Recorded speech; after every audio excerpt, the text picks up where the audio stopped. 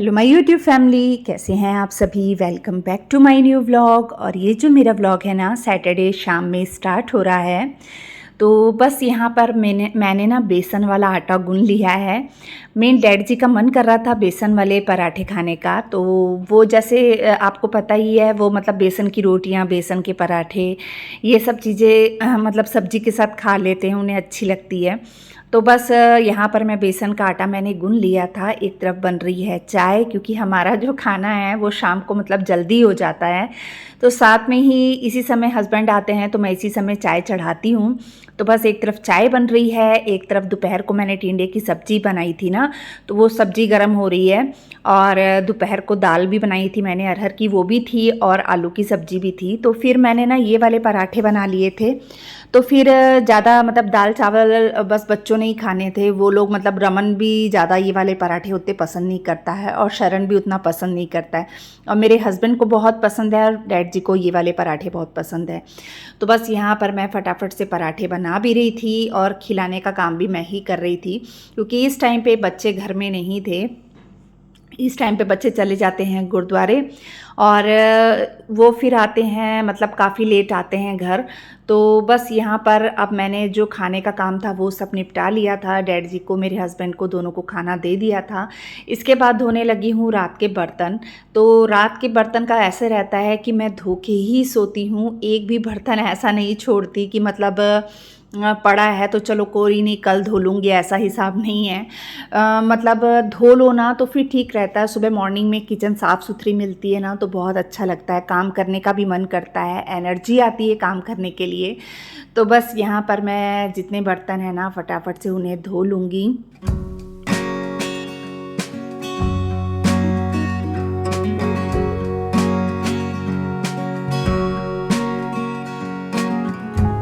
और यहाँ पे बर्तनों को धोने के साथ साथ मेरा फेवरेट काम चल रहा था गाने सुनने का।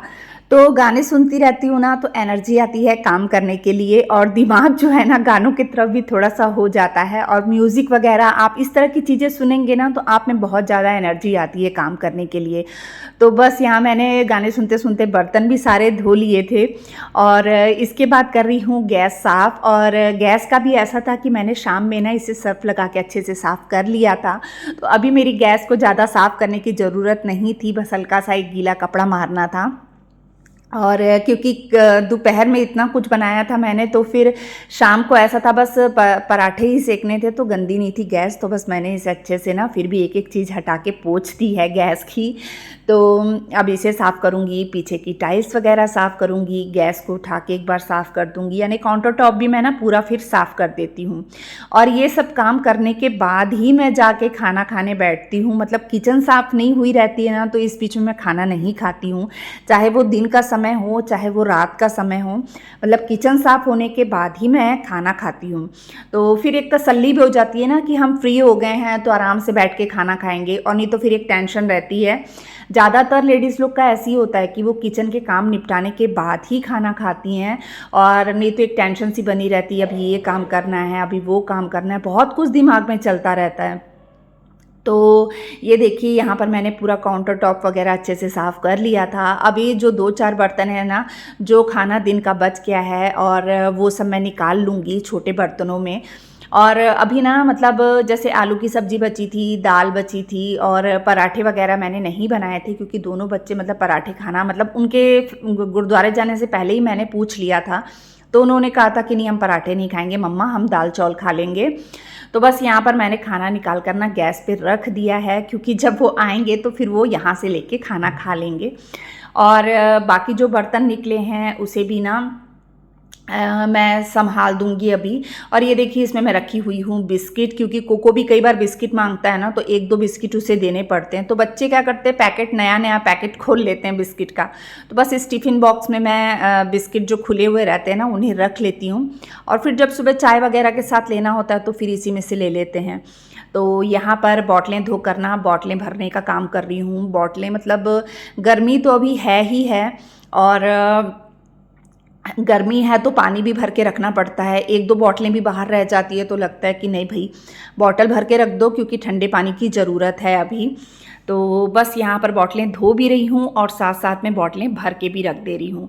और इसके साथ में ही ना मैंने जो कुकर वग़ैरह निकला था ना वो भी मैंने धो दिया है। मैं उसे भी नहीं रखूँगी क्योंकि ना नेक्स्ट डे सुबह मतलब या तो डैडी जी के लिए दाल वग़ैरह बॉयल करनी रहती है या फिर कुछ सब्ज़ी वग़ैरह बनानी रहती है, तो उसके लिए कुकर धुला हुआ रहता है ना तो ही मुझे अच्छा लगता है। तो बस अब सिंक का एरिया पूरा साफ़ कर लिया, नल धो लिए और बॉटलों को रख दिया फ्रिज में। अब मेरा लास्ट काम बचा था किचन का, झाड़ू मतलब मैंने पोछा मार दिया था किचन में। अब लास्ट काम बचा था यहाँ पे राजमा भिगोने का, क्योंकि संडे को राजमा बनते हैं। अभी 2 हफ्ते से मैंने नहीं बनाए थे ना, तो शरण बार बार कह रहा था कि मम्मा आपने राजमा नहीं बनाए। यहाँ तक कि मेरे हस्बैंड भी कह रहे थे कि तूने बहुत दिन हो गए राजमा नहीं बनाए। तो मैंने सोचा चलो मैं राजमा ही बना लेती हूँ। तो राजमा को 2 से 3 पानी धो लिया था मैंने, फिर बस अब भिगो के रख दूँगी और ये तो नेक्स्ट डे ही बनेगा। और ये देखिए हो गई है मेरी किचन पूरी अच्छी से नीट एंड क्लीन, साफ़ हो गई है। तो नेक्स्ट डे मन भी करता है सुबह काम करने का। अब सुबह नाश्ता ये हो चुका है, संडे यानी आज सुबह मॉर्निंग का टाइम। नाश्ते में मैंने वही बेसन के पराठे बनाए थे क्योंकि आटा पड़ा हुआ था। तो बस नाश्ता वगैरह बनाने के बाद किचन के जो थोड़े बहुत बर्तन वगैरह थे वो मैंने जो नाश्ते के निकले थे वो धो लिए थे। किचन वगैरह साफ़ करके आ गई हूँ मैं बेडरूम की सफाई करने के लिए। तो बस यहाँ पे डैड जी का पलंग, जैसे कि आप जानते हैं मैं एक एक चीज़ को ही डेली ही पोंछती हूँ, तो बस इस तरीके से ही मेरी क्लीनिंग स्टार्ट हो चुकी है।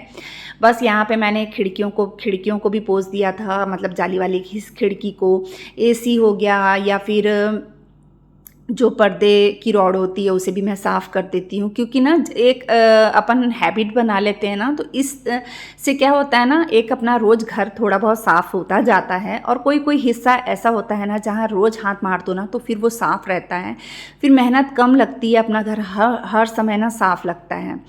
तो फिर ऐसा होता है जब अपन डीप क्लीनिंग करते हैं ना तो अपन को उतनी मेहनत जो है ना वो नहीं करनी पड़ती।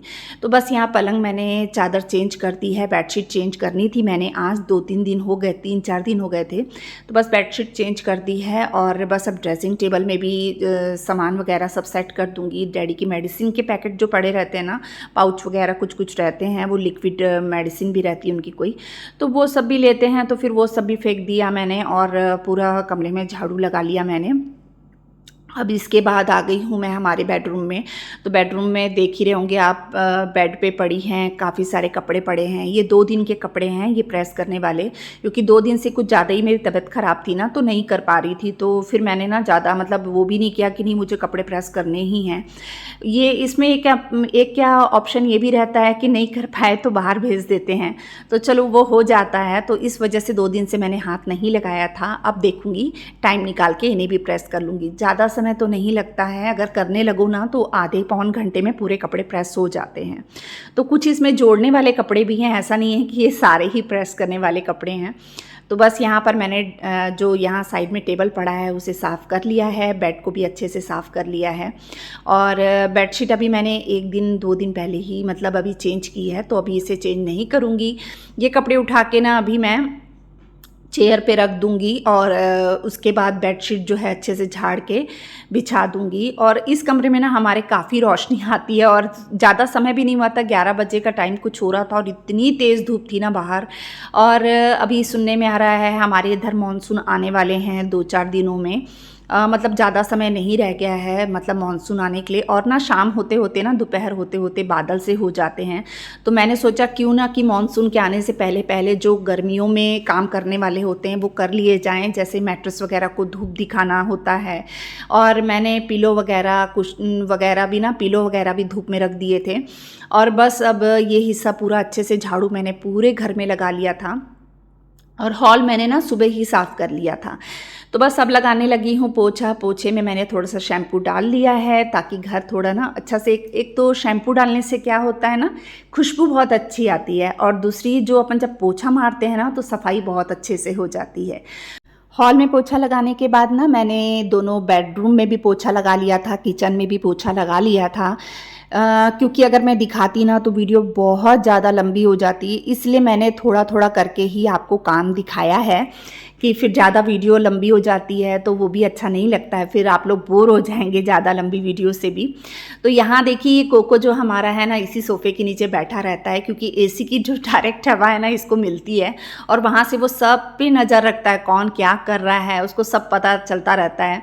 तो वो यहीं पे लेटा रहता है, निकला नहीं आज वो सोफ़े के नीचे से। तो फिर मैंने आगे पीछे मतलब थोड़ा बहुत उसको खसका वसका के ना पोछा मार लिया है।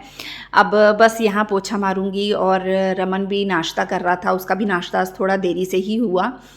बच्चे सुबह गुरुद्वारे गए थे तो फिर वहाँ से आए हैं, तो फिर उसका नाश्ता थोड़ा देरी से ही हो रहा है।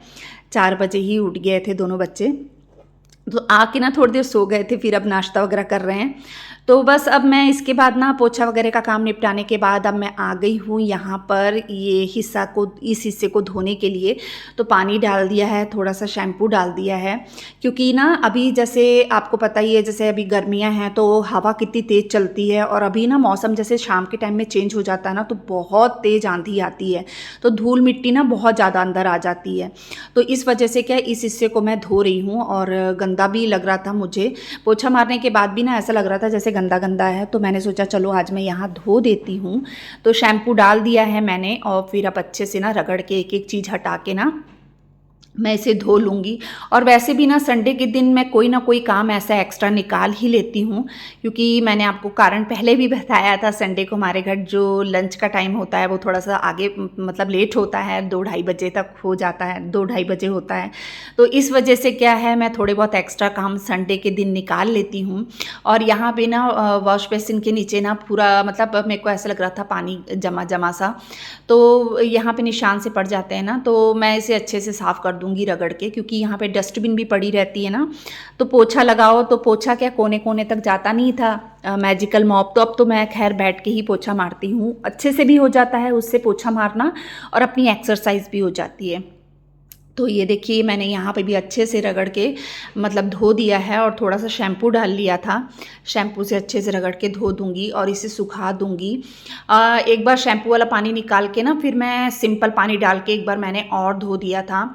आज मुझे ना और भी बहुत से काम करने थे, पर ना वो हो नहीं पाया, क्योंकि ना मतलब टाइम कितना भी करो ना, करते करते काम करते करते थोड़ा सा लेट हो ही जाता है, क्योंकि मैंने गली भी धोई, आंगन भी पहले पहले धो चुकी हूँ, अब इधर का हिस्सा भी अचानक से सोचा चलो धो ही लेती हूँ।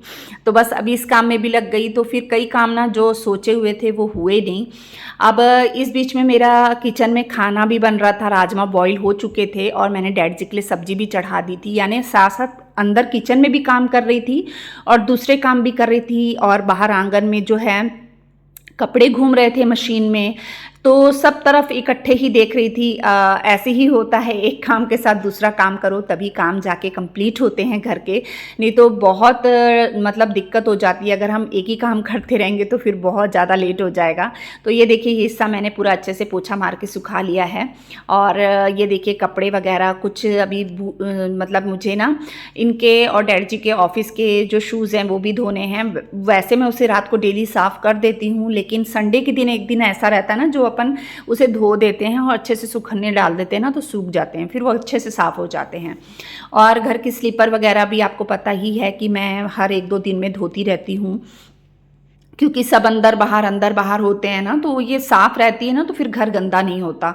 तो बस यहाँ पर मैं फटाफट से धो रही हूँ, और सेक इतना ज़्यादा आ रहा था ना, मेरा सिर दुखने लग गया था। तो मैं रमन कह रहा है यहाँ पे मम्मा आप एकदम लाल लाल हो गया, आपका फेस बहुत ज़्यादा लाल हो गया है गर्मी की वजह से। और मेरे को गर्मी ना मुझसे बिल्कुल भी सहन नहीं होती है, गर्मी से मुझे बहुत ज़्यादा मतलब तकलीफ़ होने लग जाती है माइग्रेन की वजह से, तो इस वजह से ज़्यादातर मैं गर्मी से बचती ही हूँ। और वैसे भी अभी गर्मी लग गई है तो वही मैं 2-3 दिन से भुगत रही हूँ। तो आज तो वैसे मैं पहले से ठीक हूँ, ठीक है मेरी तबीयत अभी।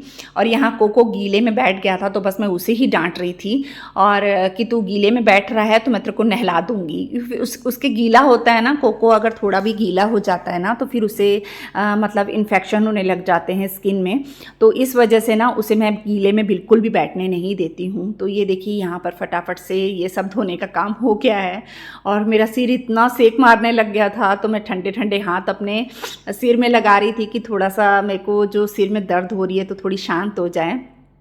अब लास्ट ये जो एक स्लीपर रह गई थी धोने की, और बस यहाँ मैं रमन पास में बैठा है, बातें कर रहा है मुझसे, और मैं अपने काम भी फटाफट से निपटाई जा रही थी।